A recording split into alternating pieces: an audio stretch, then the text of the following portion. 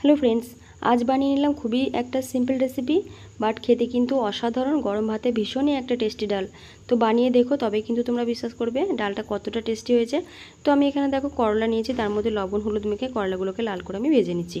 আর দিয়ে দিলাম কয়েকটা সরু করে কেটে রাখা আলু, তার মধ্যে হলুদ দিয়ে আলুগুলোকেও কিন্তু আমি লাল করে ভেজে নিলাম। এরপর আমি অন্য একটা পাত্রে কিন্তু ডাল সেদ্ধ বসিয়ে দিয়েছিলাম। ডালটা যখন এই পর্যায়ে সেদ্ধ হবে, তখন আমি করলা আলুগুলো যেগুলো ভেজে রেখেছিলাম সেটাকে দিয়ে নাড়াচাড়া করে পরিমাণ মতো জল দিয়ে দেবো। আর দিয়ে দেবো 1 চিমটে হলুদ, স্বাদ মতো লবণ আর চেরা 2টো কাঁচা লঙ্কা দিয়ে ডালটা কিন্তু আমি ভালো করে ফুটিয়ে নেবো যতক্ষণ না আলু করলা ভালোভাবে সেদ্ধ হয়ে আছে। তো ডালটা আমাদের কিন্তু একদম রেডি হয়ে গেছে। আমি এই পর্যায়ে একটা ফোড়ন তৈরি করে নিচ্ছি। কালো সর্ষে দিয়ে দিলাম 5 ফোড়ন, শুকনো লঙ্কা, তেজপাতা দিয়ে ভালো করে নাড়াচাড়া করে ডালটাকে দিয়ে দেবো। দিয়ে ডালটাকে ভালো করে ফুটিয়ে নেবো। ডালটা যখন ফুটে যাবে তখন আমি কয়েক দানা চিনি দিয়ে দেবো টেস্টটা ব্যালেন্সের জন্য। খুবই একটা টেস্টি ডাল, তোমরা ট্রাই করতে পারো।